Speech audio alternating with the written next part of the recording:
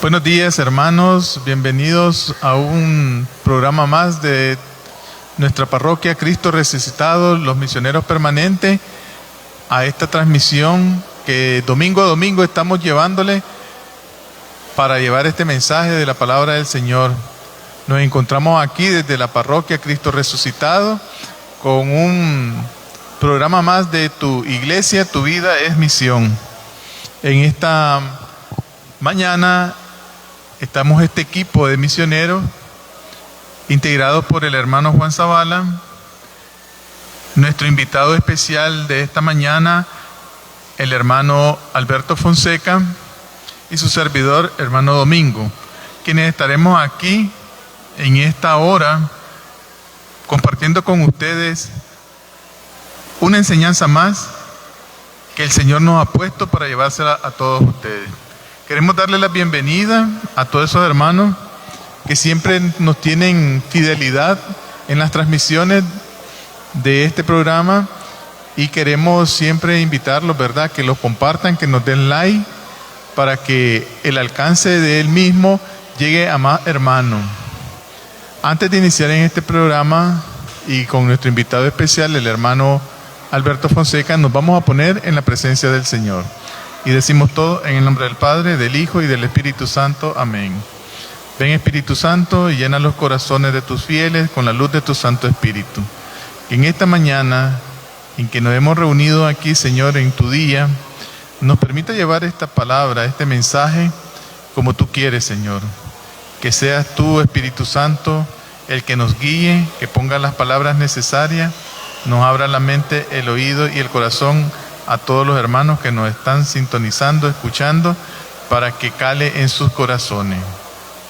Espíritu Santo, permítenos ser dóciles en nuestro corazón para que tu palabra cale cada día en nuestro corazón y la hagamos vida en nuestro diario vivir. Todo esto te lo pedimos a ti, Padre Santo, que vives y reinas por los siglos de los siglos. Amén.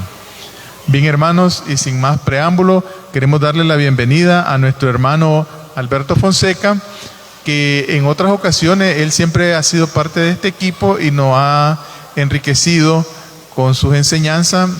Él es un hermano que fue apóstol de la palabra. Fui protestante primero. Bueno, fue protestante, pero ya no queremos ver ese pasado, mejor nos gusta el presente. Delegado de la palabra, apóstol de la palabra. Nos ha impartido muchos cursos de apologética aquí en nuestra parroquia y esperamos que este día, hermano Alberto, sea de mucho fructífero a nuestros hermanos que nos están sintonizando con esa enseñanza que usted nos tiene preparada para el día de hoy. Le dejo aquí el micrófono. Muchas gracias, hermano. Quiero recalcar que todavía pertenezco a la familia de los apóstoles de la palabra en la organización que se llama Promotores y Defensores de la Fe. Bueno, vamos a ir de inmediato a lo que venimos, a hablar de la historia de la Biblia, sobre todo porque hay muchas nebulosas, hay muchas mentiras y medias verdades que se dicen, sobre todo en el mundo protestante, donde pretenden minimizar o negar el crédito de la salida a la luz de la Biblia a la Iglesia Católica. Generalmente hablan nebulosas, saltos en la historia. Han dicho que la Biblia existió siempre, que Jesucristo leyó la Biblia cuando tenía 12 años en el templo de Jerusalén. Dicen de que Lutero fue el primero que tradujo la Biblia al castellano. Dicen que la Iglesia Católica la tenía en latín para que nadie pudiera leerla, que la Iglesia Católica prohibía leer la Biblia, un montón de mentiras, y que ahora vamos a seguir el rastro completo a la Biblia. Vamos a saber eso que dicen los protestantes, que nosotros tenemos unos libros apócrifos que los inventó la Iglesia Católica y que se los agregó a la Biblia. Todas esas son mentiras que desafortunadamente nuestros hermanos católicos no conocen muy bien la historia, ni los protestantes tampoco. Y los que la conocen ocultan la verdad para negarle el crédito, como les repito, a la Iglesia Católica. Sin más preámbulos, vamos a seguir el rastro de la Biblia, pero ante todo tenemos que aclarar. Hola. ¿Qué fue? Hola. Ante todo tenemos que aclarar que, que para el tiempo que vino Jesús, para el tiempo que nació Jesucristo, ya existían dos versiones de las escrituras de lo que hoy llamamos Antiguo Testamento. Las dos versiones, una era en griego, que tenía 46 libros, y la otra versión en hebreo, que tenía 39 libros. Estamos hablando de lo que llamamos Antiguo Testamento. Para el tiempo que nació Jesucristo, habían dos versiones. ¿Cuál de las dos versiones era más popular? La más popular era la versión en griego. La más popular era la versión en griego que estaba a disposición de todo el pueblo. La versión en hebreo solo estaba en el templo y algunas notas, muy pocas, que circulaban. Sin embargo, la versión en griego era más popular, la gente hablaba más griego que hebreo. Parece mentira, en Tierra Santa, en el tiempo de Jesús, el hebreo estaba en retirada. El hebreo era una lengua minoritaria ya para el tiempo de Jesús. En el tiempo de Jesús predominaba el griego y el arameo. En cierta medida después el hebreo y después el latín, que venía siendo impulsado por los romanos. Por lo tanto, el pueblo tenía más acceso a los libros en griego, porque la mayoría de la gente hablaba griego. Y quisiera que siguiéramos el rastro para que veamos por qué razón la mayoría de los judíos hablaba griego. Por esa razón vamos a transportarnos al año 586 antes de Jesucristo. Necesito esto.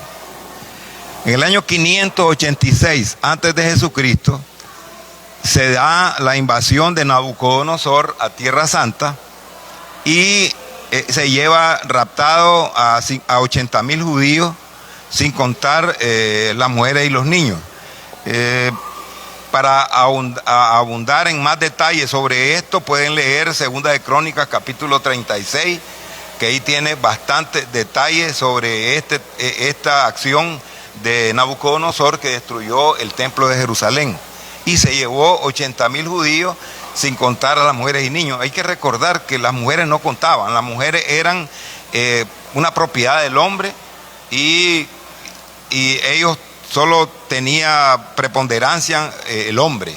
Entonces cuenta la historia que llevaron 80,000 judíos raptados y destruyeron el templo de Jerusalén y se robaron todos los utensilios sagrados del templo. Pasaron esos judíos raptados, pasaron 48 años en las tierras donde se lo llevó Nabucodonosor, las tierras del imperio babilónico, y es fácil imaginar que en este tiempo de 48 años, los judíos han aumentado. Un niño que tenía 10 años ahora tiene 58 años y ya tiene hijos, ya tiene nietos. Entonces se han multiplicado los judíos de la diáspora, que le llamamos, los hijos de la dispersión. Estos judíos que habían sido diseminados por todo el imperio fuera de su tierra natal. Entonces ellos venían asimilando las costumbres y el idioma de las tierras donde fueron secuestrados. Digo que en el año 538, o sea, 48 años después, 538 antes de Jesucristo, que fueron liberados por Ciro el Persa. Ciro el Persa era un ungido de Dios, a pesar de ser pagano, porque el Señor usa también a los paganos para sus propósitos. Ciro el Persa, él mismo decía haber sido usado por Dios, haber sido llamado por el Dios de los judíos para liberar a su pueblo, y él fue el que lideró también el impulso para reconstruir el templo de Jerusalén, que era la tarea que se tenían los judíos que regresaron a Jerusalén, 42.360 personas, que la podemos ver en Esdras capítulo 2, versículo 64. Aquí pongo el año 517 antes de Jesucristo, cuando lograron reconstruir el templo de Jerusalén los judíos, y es curioso y también bonito que verifiquemos ese dato en un texto bíblico que también hay estrofas de una canción, de una música muy popular en la iglesia, que nosotros la cantamos y ni se nos ocurre que esas estrofas vienen del evento cuando Zorobabel reconstruyó el templo de Jerusalén en este año 517 antes de Cristo. El texto, para que ustedes lo anoten y lo revisen, es Zacarías del 4 del 6 al 10. Ahí van a encontrar en el texto bíblico algunas estrofas de algo muy popular que cantamos nosotros. No es con espada, no es con ejército, mas con tu Santo Espíritu, y esos montes se moverán. Entonces esas estrofas están en el relato de la reconstrucción del templo de Jerusalén. Ahora vamos a transportarnos en el año 331. Ya la situación política, las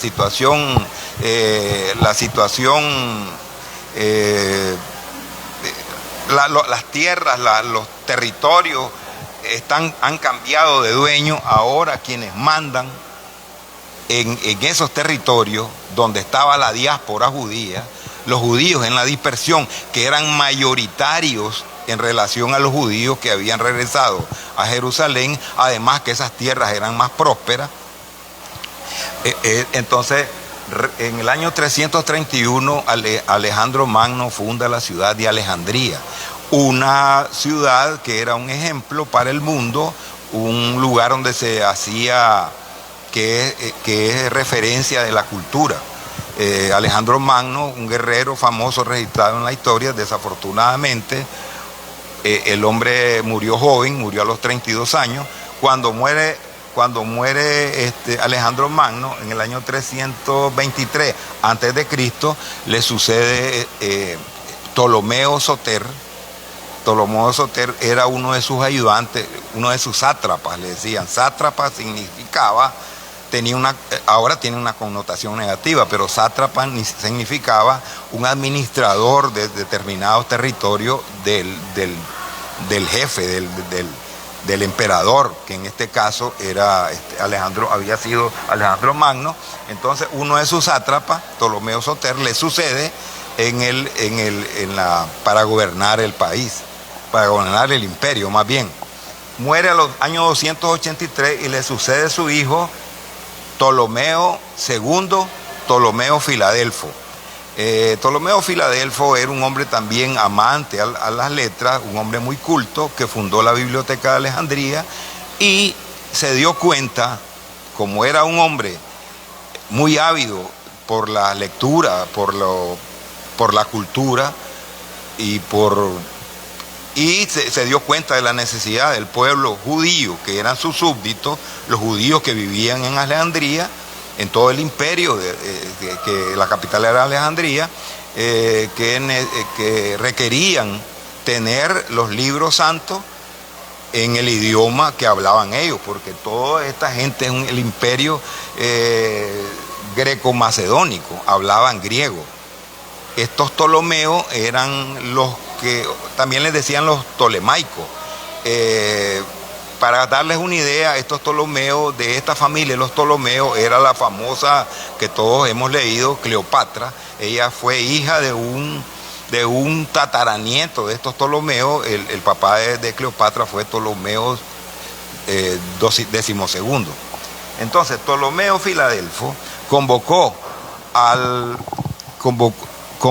al sumo sacerdote, que se llama Eleazar II, para que le enviara algunos eruditos para que le tradujeran los libros santos que estaban en hebreo, se los tradujeran al griego para que su pueblo tuviera acceso a esos libros santos en el idioma que hablaban esos judíos que vivían en la diáspora, que era el griego.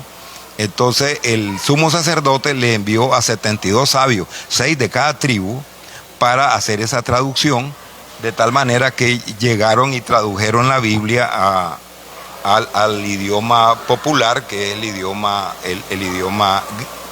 griego. Entonces fue allí donde nació esa versión griega que existía cuando nació Jesucristo. Esa versión griega, y como les dije anteriormente, la versión hebrea, que se mantenía únicamente en el templo de Jerusalén. Entonces, pero falta agregarle una cosa. Esa traducción fue solamente de 39 libros, los mismos que están en la versión hebrea. Pero el Señor siguió revelando a su pueblo. El pueblo de Dios no necesariamente solo es el que está en Jerusalén. El pueblo de Dios le fue siendo revelado y fueron naciendo nuevas escrituras inspiradas por Dios, y de allí, en ese lapso de tiempo, fue cuando nacieron los libros que nosotros actualmente tenemos en nuestra Biblia, que no está en la Biblia protestante. Son el libro de Judith, el libro de Baruch, el libro de Eclesiástico, el libro de Tobías, el libro de Primera y Segunda de Macabeo y el libro de Sabiduría. Y algunas adiciones de Daniel y de Esther. El libro de Daniel y el libro de Esther católico tiene unos capítulos más que el de los protestantes, para que dejemos claro eso. Entonces, cuando nació Jesús, la versión griega, ya para el tiempo que nace Jesús, en el año 0, la versión griega tiene 7 libros más, y nadie puso ninguna objeción, porque todos eran considerados por los seguidores del judaísmo, y no había problema. Además, era la versión más popular, porque, les repito, el idioma predominante en el tiempo de Jesús era el griego y el arameo, pues, pero el griego, y en vista que en el templo de Jerusalén estaba en hebreo, que era ya en desuso, ya solo hablaban más los abuelos, entonces pues era más fácil y acceder a los libros en griego, y eso es lo que sucedió, que eran más populares. Cuando en la Biblia encontramos toda escritura es útil para corregir, es inspirada por Dios, útil para corregir, para redarguir, para que todo hombre llegue a ser perfecto, que leemos en 2 de Timoteo 3:15 y 16, se está refiriendo a toda la escritura que incluye en estos libros deuterocanónicos, que San Pablo también estaba acostumbrado a leer, porque San Pablo hablaba en griego también.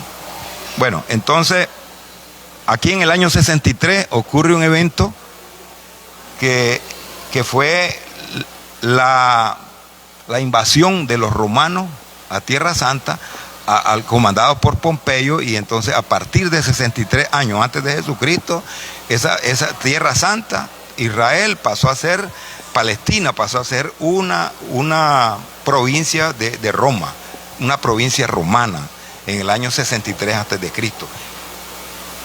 Cuando se da, ahora puse de intermedio el año 80 y 50, porque entre el año 80 y 50 nació el último libro de esos 7 libros que están en nuestra Biblia, el último libro del Antiguo Testamento, del Antiguo Testamento que usamos los católicos, de la versión griega, que también se le llama la versión alejandrina, o se le llama la versión griega, o se le llama la Septuaginta. El último libro fue el libro de la sabiduría, que fue entre los años 80 y los años 50 antes de Jesucristo. Año 0 nace Jesucristo, ya bajo el dominio de Roma. Ya los romanos mandaban en Tierra Santa para el tiempo que nació Jesucristo. Entre el año 66 y 70, el pueblo judío, hastiado de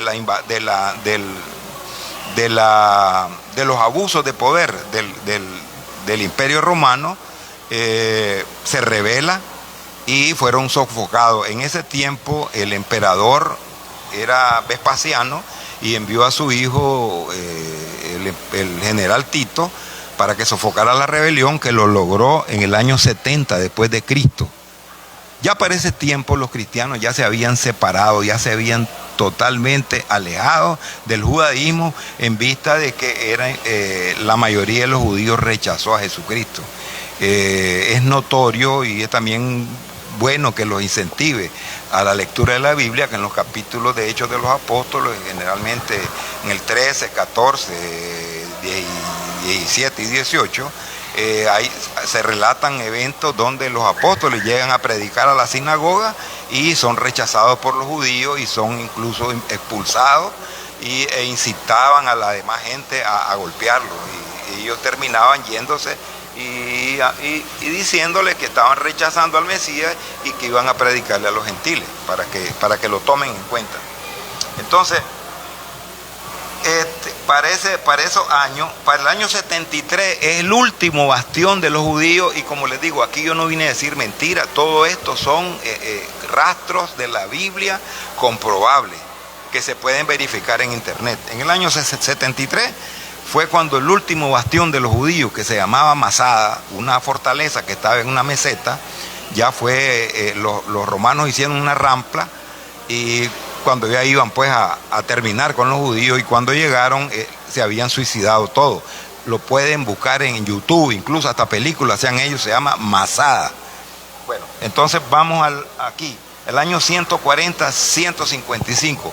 Es notorio, o es importante que establezcamos aquí a un papa de la iglesia, el número 10, que se llamaba Pío I, que ejerció el cargo de la silla de Pedro, el magisterio de Pedro, la cátedra de Pedro, entre los años 140 y 155, está registrado, es el número 10, el orden de los papas: Pedro, Lino, Anacleto, Clemente, Evaristo, Alejandro, Sixto, Teleforo, Higinio, Pío. Pío el X estaba ya trabajando en la clasificación de un canon. De un canon quiere decir lista. Bueno, canon anteriormente era un sinónimo de caña, pero con el tiempo vino evolucionando el nombre de tal manera que se vino considerando un canon establecer una medida, una regla de fe. Entonces estaba el Papa Pío tratando de establecer un canon, una lista de libros inspirados, para reconocer cuáles libros eran inspirados por Dios y cuáles no, porque en ese tiempo ya andaban circulando libros heréticos. Ya había para ese tiempo algunos herejes muy notorios en la historia, muy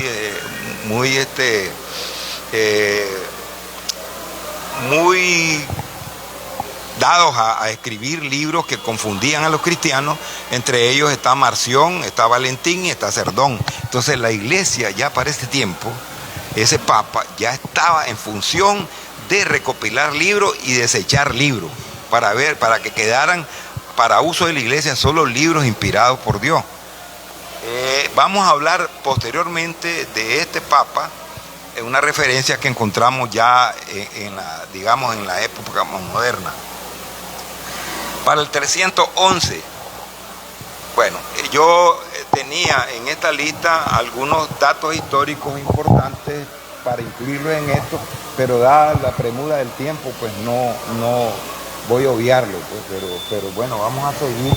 En el año 313, el emperador de Roma se llamaba Constantino, y él era Augusto de Occidente. Constantino fue que su madre era una católica, nuestra Santa Elena. Santa Elena era católico y Constantino no, Constantino era un pagano. Sin embargo, como su madre era católica y su madre pues le inspiraba o incidía en él con enseñanza cristiana, pues el hombre, a pesar de ser pagano, pues no odiaba a los católicos y más bien pues determinó que la iglesia ya no debía de ser perseguida, porque el Imperio Romano siempre se caracterizó por perseguir a la iglesia. Entonces, en el año 313 promulga, junto con el Augusto de Oriente, que se llamaba Licinio, promulga el Edicto de Milán, que es simplemente un reglamento, una ley donde determina que cualquiera puede practicar su religión, sea la que fuere. Entonces, eso fue lo que hizo Constantino, otorgar libertad de culto. Y en ese tiempo la iglesia teníamos el Papa número 32, que se llamaba Melquíades, y Melquíades acepta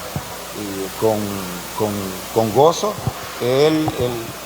la invitación y la nueva ley para que la iglesia saliera libremente a predicar el Evangelio.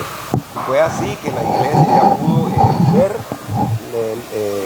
la libertad para predicar el Evangelio de Cristo, y la iglesia comenzó a propagarse en el Imperio Romano.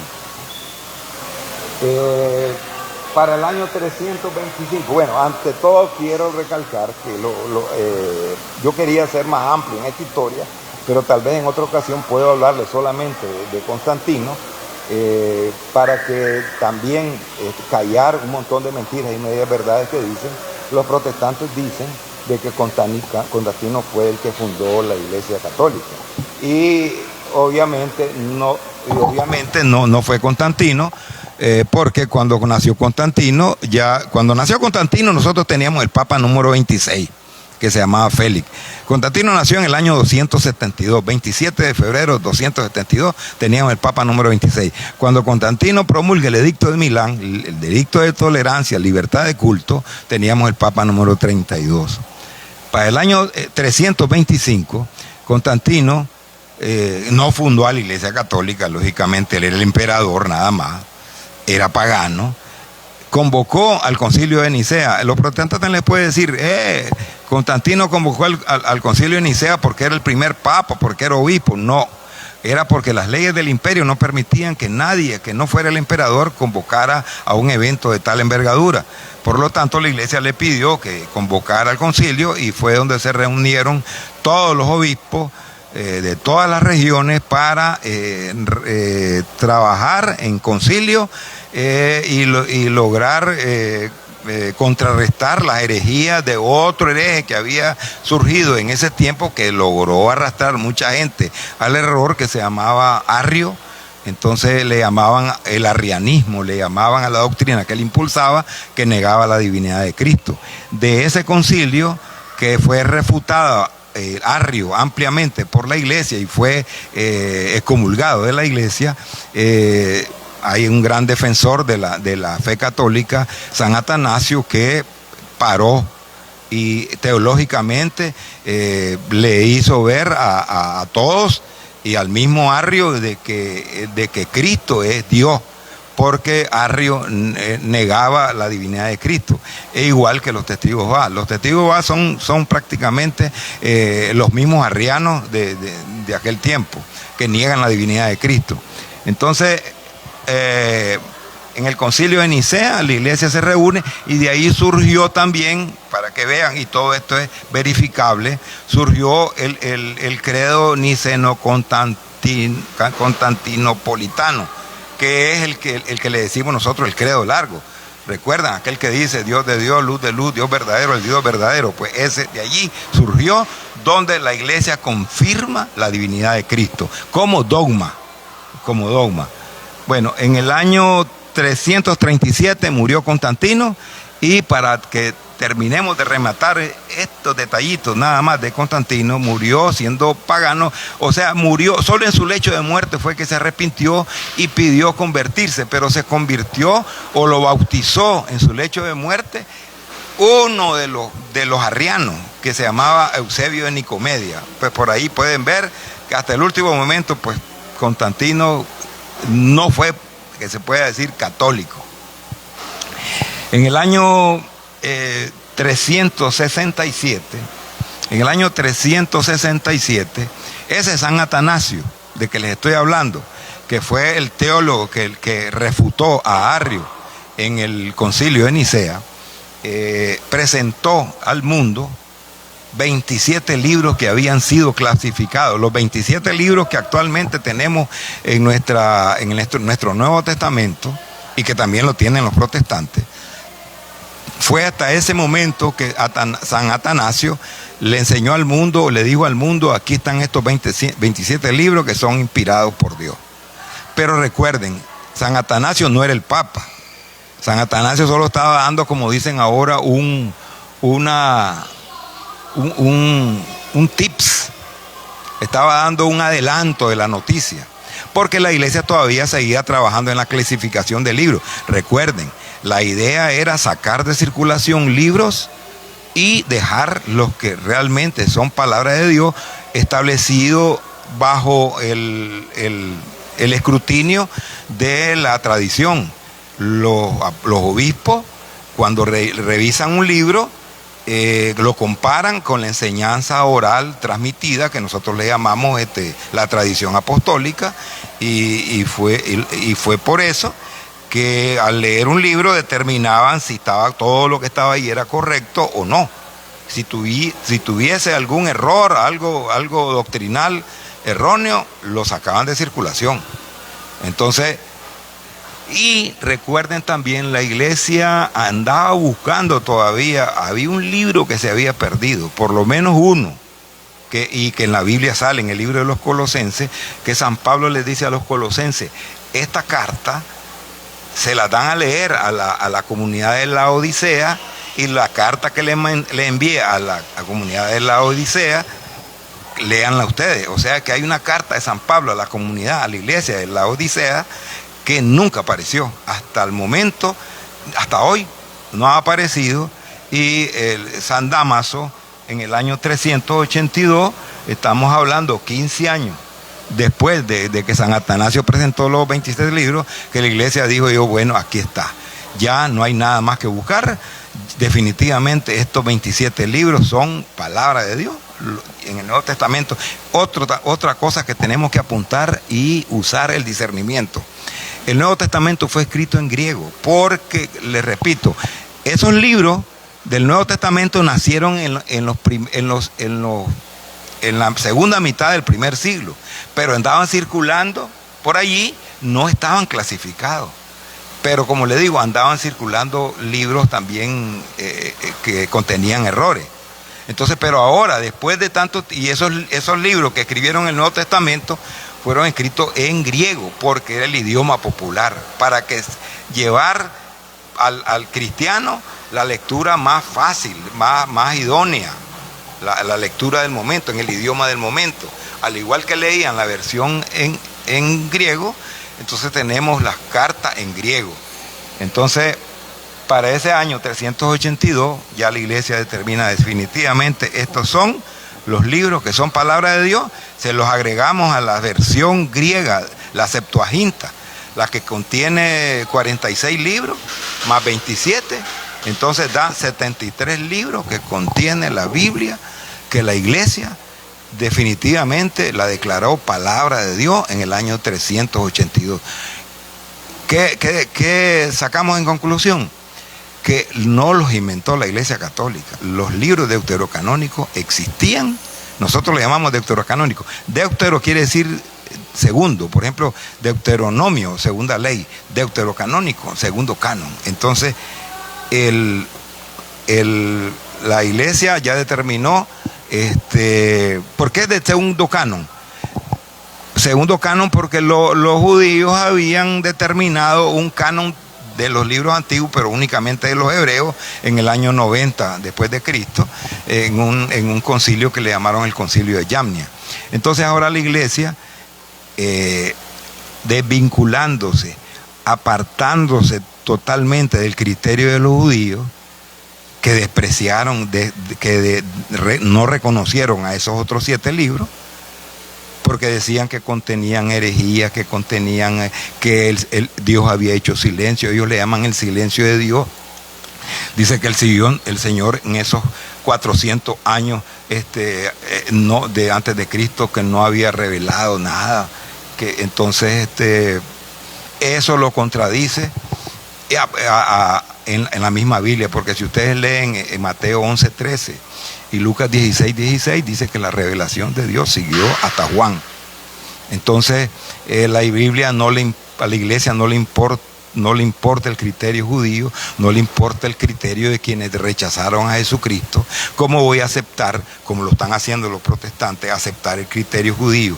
Solo porque en Romanos 3, del 1 al 2, dice que a los judíos les fue confiada la Escritura. Sí, es cierto, pero si lo rechazaron, si rechazaron la Escritura y rechazaron al Mesías, ¿cómo voy a aceptar el criterio de los judíos para aceptar los libros que ellos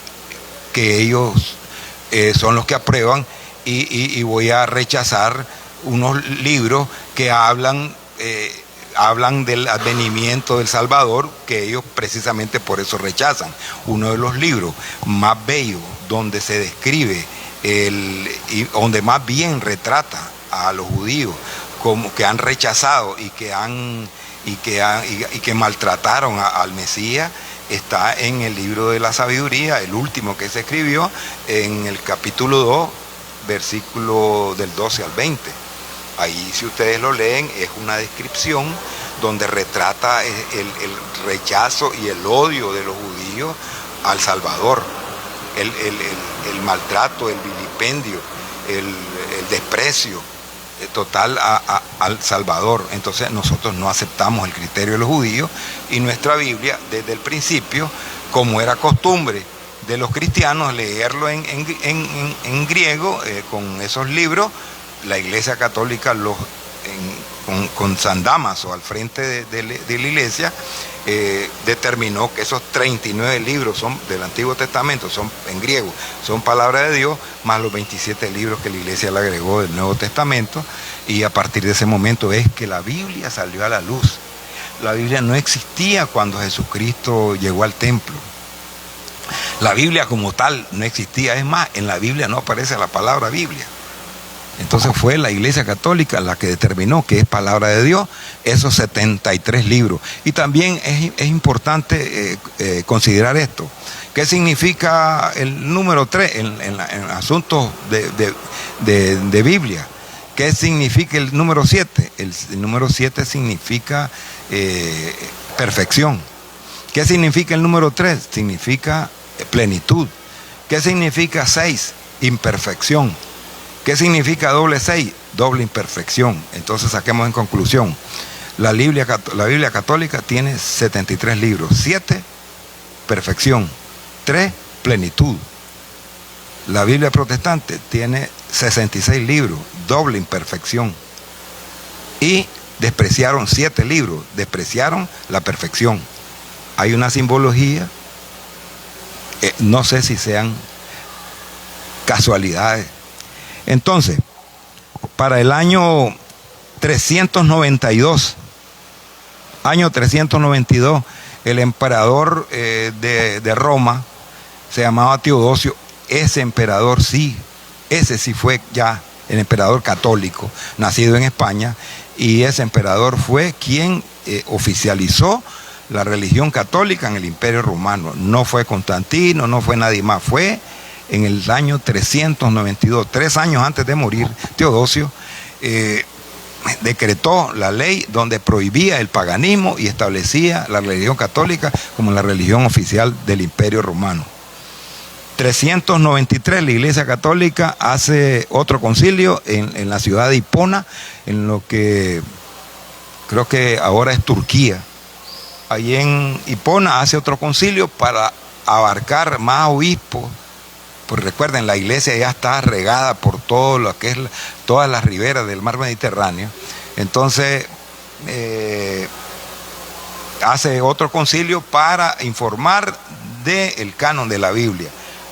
otros 2 concilios, el año 397 en Cartago y 419 también en Cartago, donde ya pues definitivamente siempre se recalca que estos libros son palabra de Dios y que incluyen esos libros deuterocanónicos que no tienen la Biblia protestante. Ahora vamos a lo de hoy. En el año 1228, la Iglesia Católica, un obispo católico, divide la Biblia en capítulos. Se llamaba Esteban Langton. Apúntenlo y verifíquenlo. Aquí no decimos cuentos. Esteban Langton divide la Biblia, un obispo católico divide la Biblia en capítulos. 1280, esto es lo importantísimo. Los protestantes este año van a sacar sus rótulos y sus pregones ahí, que ellos fueron los que tradujeron la Biblia al castellano por primera vez. Aquí está la verdad. 1280, la Iglesia Católica traduce la Biblia al castellano por primera vez y lo pueden verificar también, este no es cuento, se llamó Biblia Alfonsina y lo hizo la Iglesia con el patrocinio del rey Alfonso el Sabio, el rey de España. Entonces en honor a él se le puso Biblia Alfonsina y el trabajo lo hizo el mejor equipo de traductores que había en Europa en ese tiempo, la Escuela de Traductores de Toledo. Entonces quedó establecido en el año 1280. Anoten bien, 289 años antes de que los protestantes hicieran su Biblia. La Iglesia Católica, 1280, primer traducción de la Biblia al castellano. 1517, ya sabemos todos que nació el protestantismo con Martín Lutero. En 1450 se inventa la imprenta. Y oficialmente el primer libro que Juan Gutenberg imprimió en la máquina que había inventado, pues, para que hacía las cosas rápidas, fue la Biblia, oficialmente. La Biblia de Gutenberg, que es una Biblia una Biblia católica, lo hizo traduciendo al alemán la Biblia, la Vulgata Latina, que había olvidado decirle que en el 382 había también el Papa ordenado a San Jerónimo que la tradujera al latín.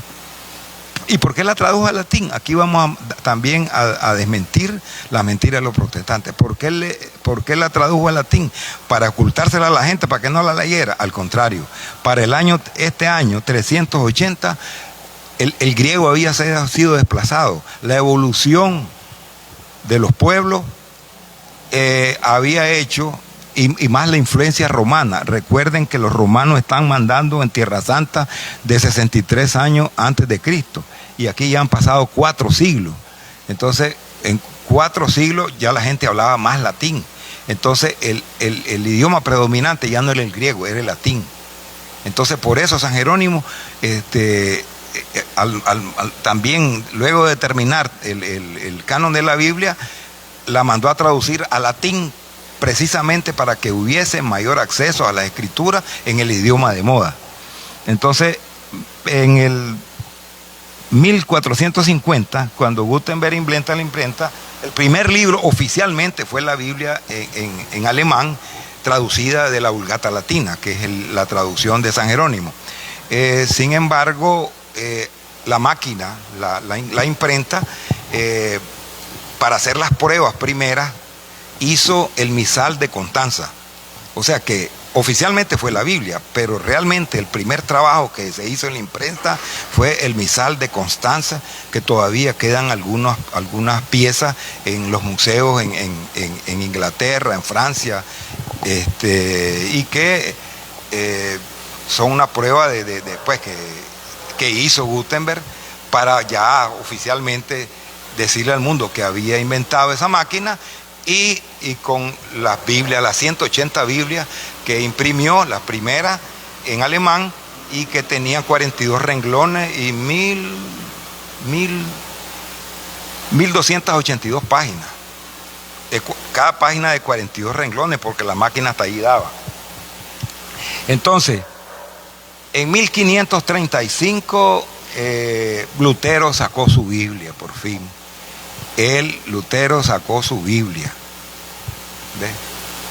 Fue en 1535, no tuvo mayor divulgación, solamente ¿cómo se puede decir?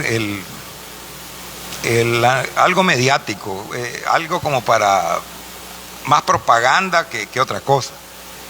En el año 1545, otro católico que se llamaba Santos Pagnino subdividió la Biblia en versículos. Entonces, otra intervención de la iglesia en ese libro. Los versículos fueron subdivididos por Santos Pagnino, 1545. En 1546 ya había nacido el protestantismo, ya estaba el alboroto del protestantismo, ya Lutero había hecho su Biblia.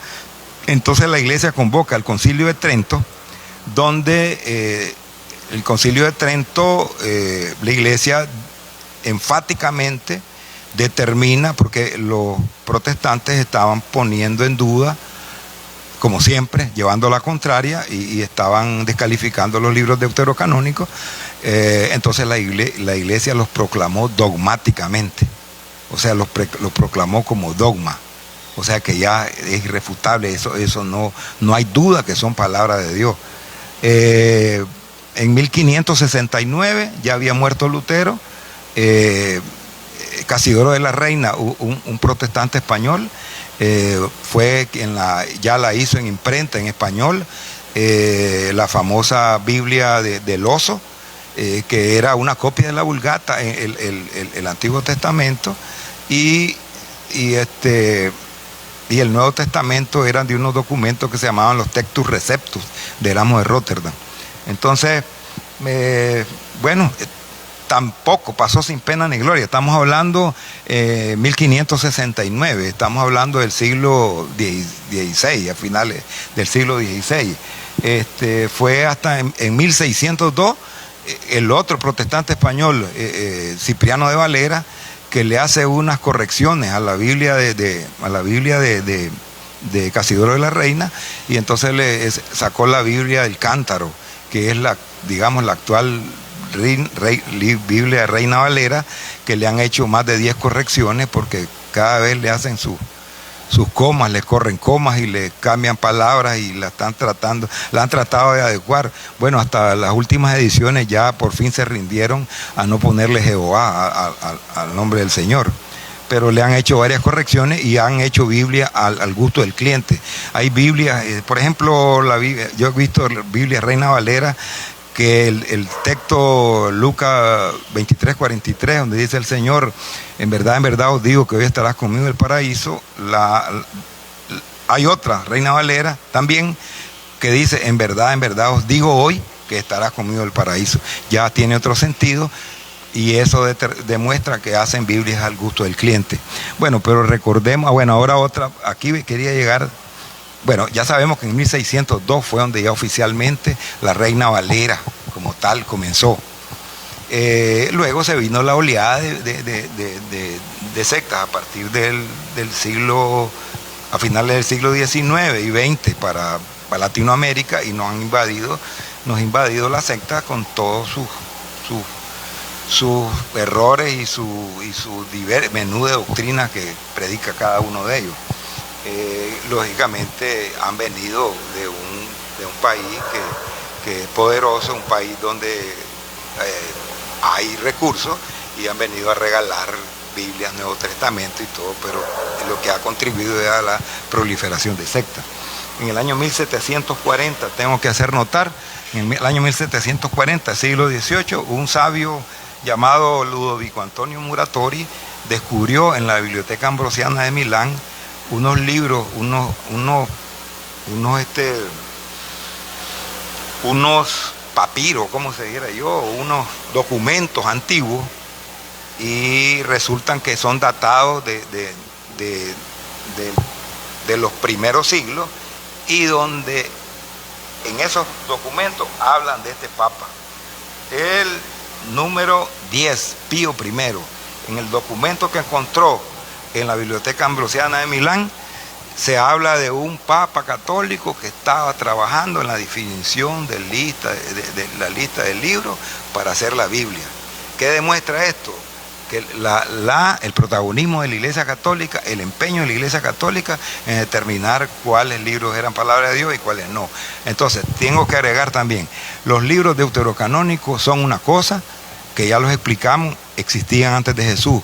Los libros apócrifos, los protestantes le dicen libros apócrifos a nuestros libros deuterocanónicos que tienen fundamento. Sin embargo, ellos le llaman peyorativamente libros apócrifos, como diciendo como que son satánicos. Libro apócrifo significa apartados, ocultos. Y la Iglesia Católica a los libros apócrifos, los verdaderos libros apócrifos son los libros que la Iglesia Católica los separó en la clasificación que hizo. Sacó, por ejemplo, el Evangelio de María Magdalena, el Evangelio de Judas, los Hechos de Tomás, el Apocalipsis de Pedro, el Pastor de Herma, el Protoevangelio de Santiago, la Natividad de María, la Infancia del Salvador, la Oda de Salomón. Todo eso la Iglesia determinó que no era palabra de Dios y lo apartó. Esos son los verdaderos apócrifos. Los católicos tenemos que aprender todo eso, esos detallitos, para que no nos engañen, porque gracias a la ignorancia derivada de la pereza es que tenemos católicos que se lo llevan con estas mentiras, porque el católico ignorante, ya sabemos que el adagio, ¿verdad? El católico ignorante luego se constituye en el peor del enemigo de la iglesia que nunca conoció. Atacan a la iglesia que nunca conocieron porque no tuvieron amistad con la iglesia, ni tuvieron amistad con la Biblia.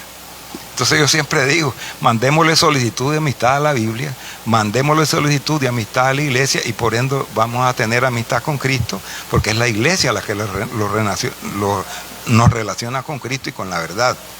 Entonces, nosotros, si estamos vinculados en la iglesia, en nuestra cabeza nunca van a entrar todas estas mentiras y medias verdades que predican los que les interesa la división, los que se saben fuera y pretenden que con sus actitudes anticatólicas el Señor los va a acoger. Absolutamente falso. Ya en otras ocasiones lo hemos dicho, pero el mensaje que quiero pues decirle a todos mis hermanos, especialmente pues a mi querida parroquia de Cristo Resucitado, es que todos conozcamos un poquito más para que no nos engañen, porque la verdad está aquí. La iglesia es el pilar y fundamento de la verdad, y esta iglesia está conducida por el Espíritu Santo a la verdad, como dice San Juan 16:13. Así que lo hice lo más resumido posible, pero los que quieran más detalles, posiblemente pues vamos a tener otra comparecencia para que aclaremos algunos otros puntos necesarios para reafirmar nuestra fe. Que Dios les bendiga. Bueno, queremos darle la gracia en nombre del Señor y de toda nuestra parroquia al hermano Alberto Fonseca, ¿verdad? Por esta magistral y excelente, podríamos decir, como una historia de todo el acontecimiento que muchos desconocemos, hermano, muchos desconocemos, pero aquí ya pues el hermano nos ha expuesto en gran parte toda esa cronología que ustedes pueden ver, el antes de Cristo, después de Cristo, y hasta llegar a nuestros días, lo que hoy conocemos, ¿verdad? Porque es importante también, como él decía, que no nos den atol con el dedo, ¿verdad? Que estemos conociendo siempre nuestras raíces, porque por eso muchos hermanos de nuestra iglesia se van, se retiran, pero ¿por qué? Porque no lograron conocer a profundidad, ¿verdad? Y entonces se lo llevan nuestros hermanos separados, ya como decimos, caminandito, ¿verdad? Porque ellos ya van cristianizados, ya conocen mucho de Cristo.